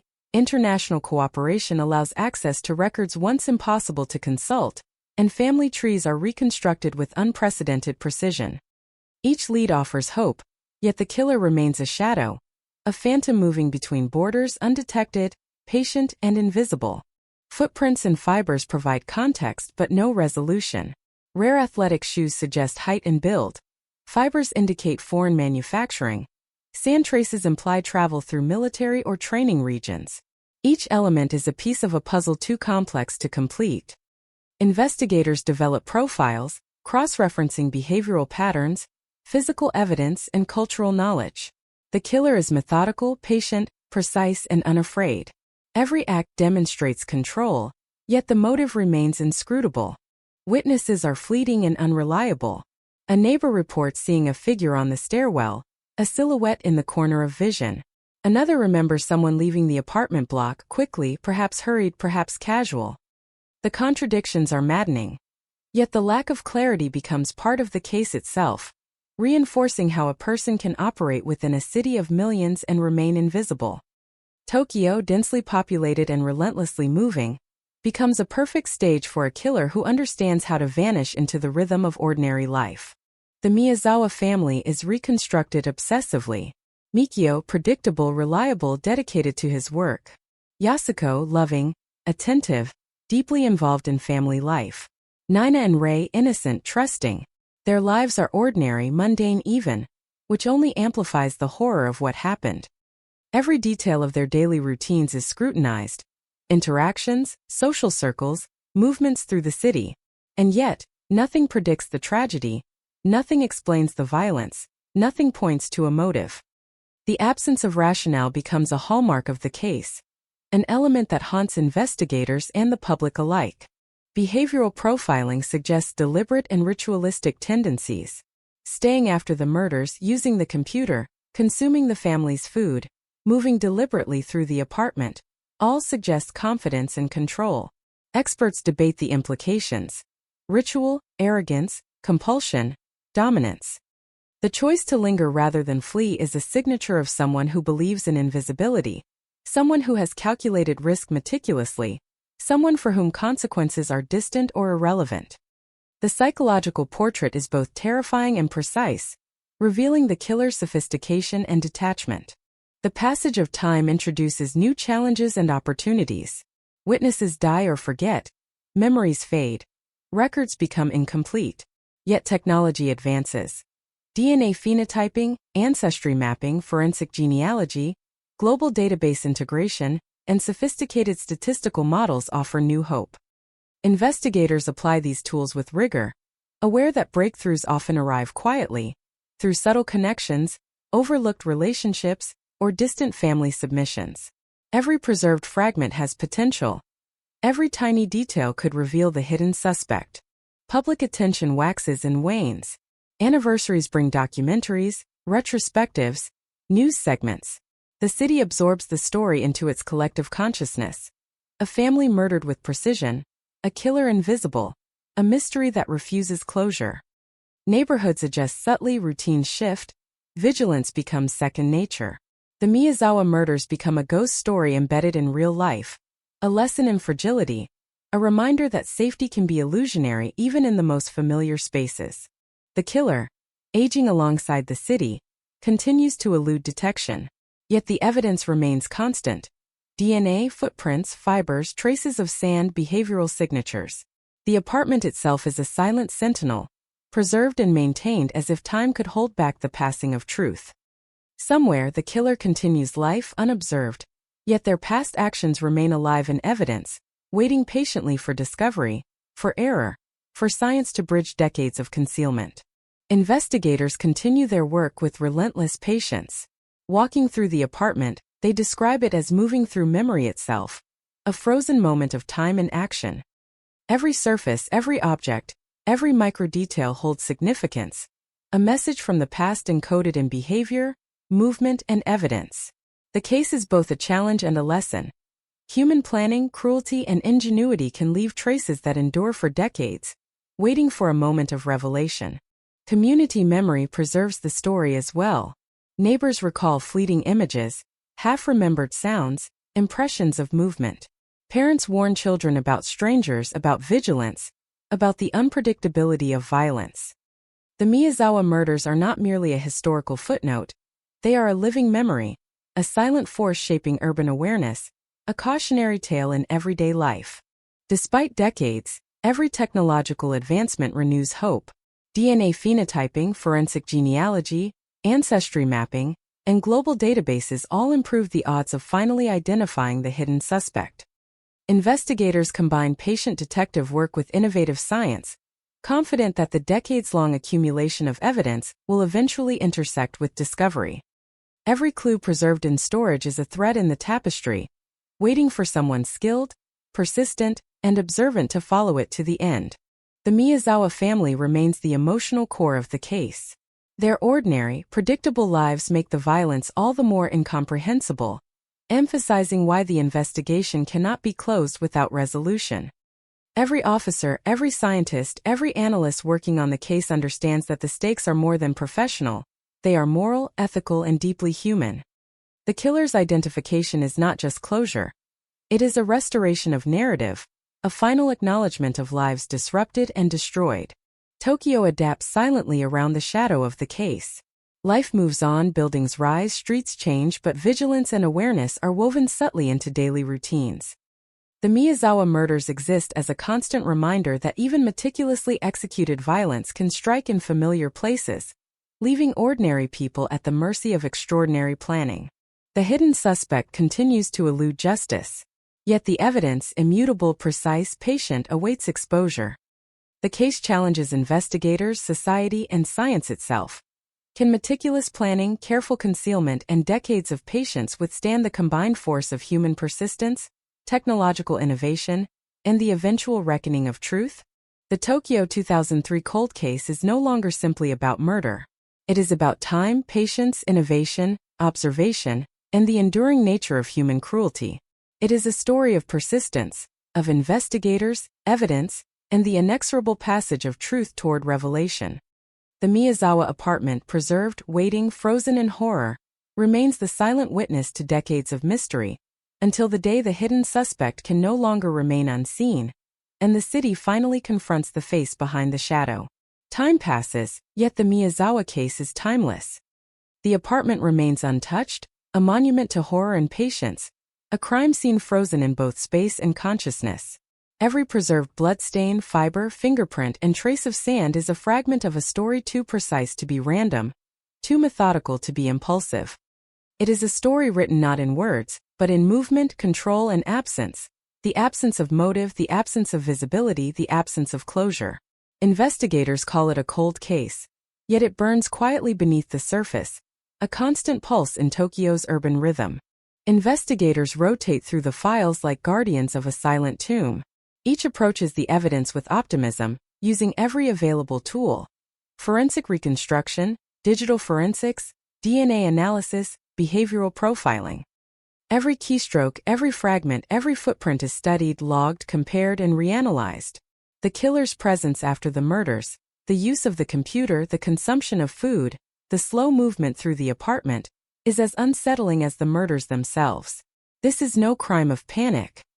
This is deliberate, controlled, composed. Every action is calculated, every pause meaningful, every trace left with intention. The psychological profile grows ever more precise. The decision to linger suggests audacity and mastery over fear. Eating ice cream from the carton, drinking juice, leaving crumbs, trivial human acts transformed into a signature. Psychologists suggest ritualistic or compulsive tendencies, perhaps a display of dominance, perhaps a moment of control over the irreversibility of death. Each detail magnifies the chilling precision of a mind accustomed to patience and mastery. The juxtaposition of ordinary behavior against extraordinary violence becomes the hallmark of this case, a signpost for investigators tracing patterns that elude immediate comprehension. DNA remains the beacon of hope. Samples from an injured hand, preserved over decades, are examined repeatedly as genetic genealogy evolves. Ancestry markers hint at a complex, mixed heritage spanning East Asia and Europe. Each advance in database size and sophistication brings renewed possibility, a narrowing of the field, yet the killer remains elusive. Global cooperation allows access to records unimaginable in 2003, yet the suspect is still a phantom, slipping between borders, living unnoticed in plain sight. Footprints and fibers add depth to the investigation but no clarity. Rare imported shoes suggest height, weight, athleticism. Clothing fibers indicate international manufacture. Sand residues point to remote river basins and military-style training grounds. Each fragment maps movement and intent, but cannot identify a person. Investigators imagine the killer navigating both the apartment and the city with intimate knowledge, leaving just enough trace to taunt, but never enough to reveal themselves. Witness statements are fragmented and unreliable. A neighbor remembers a fleeting silhouette in the stairwell, a brief impression of a figure. Another recalls someone leaving the building hurried or casual, details blurred by memory. The lack of verifiable observations reinforces the chilling truth. A person can commit violence, vanish into a city of millions, and remain completely unseen. The absence of credible eyewitnesses becomes as significant as the evidence itself, a reflection of invisibility in a hyperpopulated environment. The Miyazawa family is meticulously reconstructed. Mikio, orderly, predictable, dedicated to civic service. Yasuko, attentive, caring, deeply engaged with family and community. Nina and Rei, innocent and trusting. Their ordinary lives, mundane and predictable, amplify the horror of their deaths. Every diary entry, school record, work note, and social interaction is studied, and yet no motive emerges. The contrast between ordinary life and calculated, invisible violence deepens the mystery and intensifies the obsession of investigators. Behavioral profiling suggests extreme precision. Remaining after the murders, moving deliberately, using the computer, consuming the family's food. These actions indicate control, dominance, and calculation. Experts debate whether they reflect arrogance, compulsion, ritual, or a mix of all three. The killer's presence is both bold and invisible, a demonstration of mastery over environment and human perception. They act with confidence, leaving traces yet evading identification. Time introduces both obstacles and opportunity. Witnesses die or forget. Memories erode. Records become incomplete. Technology advances. DNA phenotyping, ancestry mapping, forensic genealogy, and global database integration offer unprecedented tools. Investigators leverage these methods meticulously, understanding that breakthroughs often emerge from subtle connections, chance submissions, or distant relatives. Every preserved object, every fragment, every analysis holds potential for revelation. Public fascination sustains the case. Anniversaries prompt retrospectives, documentaries, news segments. The city absorbs the story into collective memory. A family murdered without apparent motive, a killer invisible, a mystery resistant to closure. Neighborhoods subtly adjust routines, parents warn children, vigilance becomes instinct. The Miyazawa murders are a ghost in plain sight, an enduring cautionary presence, a reminder that violence can exist where it is least expected. The hidden suspect continues to evade capture, aging alongside the city. DNA remains constant, preserved, waiting for the day science or chance reveals them. Somewhere, life continues undisturbed or carefully controlled, while every fragment left behind remains a sentinel, a quiet testimony of audacity and precision. The passage of decades does not erode the evidence. It only heightens its value, its clarity, and its inevitability. The case endures as both challenge and obsession. Walking through the Miyazawa apartment is described as moving through memory itself. Every object, every surface, every microdetail holds significance, a silent message from a meticulous mind. The case is a study in patience, precision, and human capability for concealment. Every clue preserved is a thread waiting to be woven into the final tapestry, a tapestry that may yet expose the hidden suspect. Community memory strengthens the investigation invisibly. Neighbors recall fleeting images, half-remembered sounds, impressions of movement. Parents caution children, embedding the story into the rhythm of daily life. The Miyazawa murders are no longer simply an unsolved case. They are a narrative that shapes awareness, caution, and perception in the city, a ghost story that persists in reality. Technological advances renew hope continuously. Phenotyping, forensic genealogy, ancestry mapping, global databases, every method is applied with rigor. Investigators remain patient, persistent, understanding that breakthroughs are subtle and often delayed. Every preserved fragment, every micro-detail, holds potential for exposure. The Miyazawa apartment, frozen in time, waits patiently for revelation. The Miyazawa family remains the moral and investigative center of the case. Their ordinary lives contrast violently with the violence imposed, emphasizing why closure is essential, why resolution is demanded, and why the hidden suspect must eventually be unmasked. Every officer, every analyst, every scientist understands the stakes. Identification is not just professional duty, it is moral responsibility. The killer's revelation is restoration, acknowledgement, justice. Tokyo moves silently around this shadow. Life continues, streets bustle, buildings rise, but vigilance is embedded in the urban rhythm. The Miyazawa murders exist as an invisible presence, shaping behavior, routines, and perceptions. Even decades later, the city remembers, the evidence persists, and investigators continue the relentless pursuit of truth. The hidden suspect remains elusive. The evidence is immutable. The question persists. Can decades of concealment withstand relentless investigation, advanced technology, and the eventual inevitability of error or revelation? The Tokyo 2003 cold case is more than a crime. It is a study of time, human persistence, observation, and the endurance of evidence. The Miyazawa apartment stands as witness, sentinel, and teacher, waiting for the day when the hidden suspect can no longer remain unseen. Decades pass, but the Miyazawa case does not age. Time moves on the streets of Tokyo. Skyscrapers rise, neighborhoods change, faces come and go. But the apartment remains frozen, a monument to violence and patience.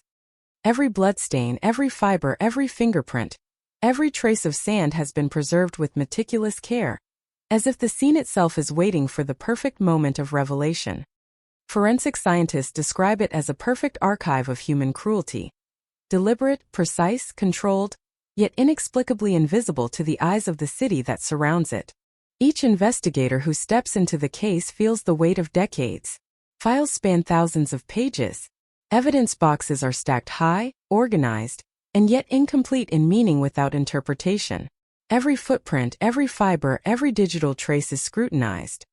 The killer's presence after the murders, the use of the computer, the eating, the slow, deliberate movement through the apartment, is a signature as chilling as the act itself. This is not panic. This is audacity.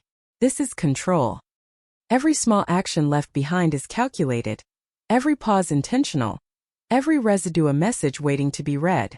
Psychologists and profilers dissect these behaviors endlessly, staying after the murders using the computer, consuming the family's food, lingering in the spaces where life was abruptly extinguished. These actions suggest mastery, obsession, and compulsion. Some experts propose ritualistic motives, others suggest a demonstration of dominance over life itself. Every minor detail becomes a clue. The order in which the ice cream was eaten, the pattern of crumbs across the floor, the sequence of keyboard activity, all are analyzed with an intensity that rivals the original crime. These acts, mundane in isolation, take on horrifying significance when juxtaposed with the murders. DNA remains the constant thread. Samples collected from the killer's injured hand decades ago are now subjected to the most advanced genetic genealogy techniques. Rare markers hint at a complex heritage bridging East Asia and Europe. Each new database iteration, each expansion of global records, offers renewed hope. Investigators meticulously build family trees, tracing distant relatives, cross-referencing records across countries. The hidden suspect remains elusive, yet every new connection narrows possibilities, and the patient accumulation of knowledge slowly tightens the net around the invisible perpetrator. Physical evidence continues to tell its story. Footprints reveal rare imported athletic shoes, suggesting height, build, and possibly movement patterns across the city. Fibers indicate clothing from foreign manufacturers. Sand traces point to remote river basins or military-style training grounds, hinting at travel or access that may eventually identify the killer. Each element maps movement, intent, and skill, yet refuses to reveal identity. Investigators imagine the killer navigating both the apartment and the city with intimate familiarity, leaving a trace just sufficient to haunt, never sufficient to expose. Witnesses are fleeting, unreliable, or absent. A neighbor glimpses a figure in the stairwell, blurred and indistinct. A passerby recalls someone leaving the apartment block, hurried or casual, remembered only as a shape. These half-memories, contradictory and incomplete, form a terrifying component of the case. A person can strike with precision, then vanish entirely, invisible in a city of millions. Tokyo, with its crowded streets and constant movement, becomes the perfect environment for such a ghost. The Miyazawa family is reconstructed obsessively. Mikio, orderly and predictable, dedicated to civic planning. Yasuko, attentive and loving, engaged deeply with family and community. Nina and Rei, innocent and trusting, unprepared for the intrusion of unimaginable evil. Every aspect of their lives, diaries, schedules, interactions, is examined, seeking context, patterns, anything to indicate risk or motive. Nothing emerges. The normality of their lives, juxtaposed with the deliberate and precise violence, emphasizes the incomprehensibility of the crime. The absence of rationale becomes a haunting signature itself. Behavioral analysis highlights meticulousness. The killer's actions, lingering after the murders, using the computer, consuming food, moving deliberately, reveal control, confidence, and planning. Experts debate whether these acts are compulsion, ritual, or arrogance. Staying behind after the murders, existing for a brief time in the space of horror, demonstrates a chilling mastery over both environment and perception. The killer operates as if above consequence, as if decades of evasion are guaranteed. Time is both ally and enemy. Witnesses die or forget. Memories erode. Records deteriorate. Yet technology advances. DNA phenotyping, forensic genealogy, ancestry mapping, global databases, all provide new avenues for discovery. Investigators apply these tools methodically, knowing breakthroughs are subtle, often arising from distant relative submissions, errors, or coincidences. Every preserved fragment, fiber, footprint, sand particle, blood, holds potential for revelation, waiting patiently for someone skilled enough to read the traces. The public remains captivated. Anniversaries bring retrospectives, documentaries, news specials. The city internalizes the story. A family murdered with precision, a killer invisible, a mystery resistant to closure. Tokyo adapts subtly. Neighborhoods remain alert, doors lock automatically, cameras proliferate. The Miyazawa murders are a ghost, silently shaping behavior, instilling caution without overt panic. The hidden suspect lives on, aging yet untraced. The DNA remains constant, preserved, awaiting a moment when technology, chance, or human error reveals them. Somewhere the person moves through life unobserved or carefully concealed. The apartment remains a sentinel, a silent archive of audacity, precision, and horror. Decades do not diminish the significance of the evidence. They heighten it, clarifying the past, preserving the inevitability of eventual exposure. Investigators describe the apartment as entering memory itself. Every object, surface, and detail holds significance. Each footprint, each fiber, each trace of blood is a message from the past, waiting for someone patient and skilled to decipher it. The case is a testament to the persistence of evidence, the endurance of human observation, and the limits of human cruelty. Every preserved element is a thread, waiting to be woven into the final revelation. Community memory contributes silently. Neighbors recall fleeting impressions, sounds, movements, shadows of events long gone.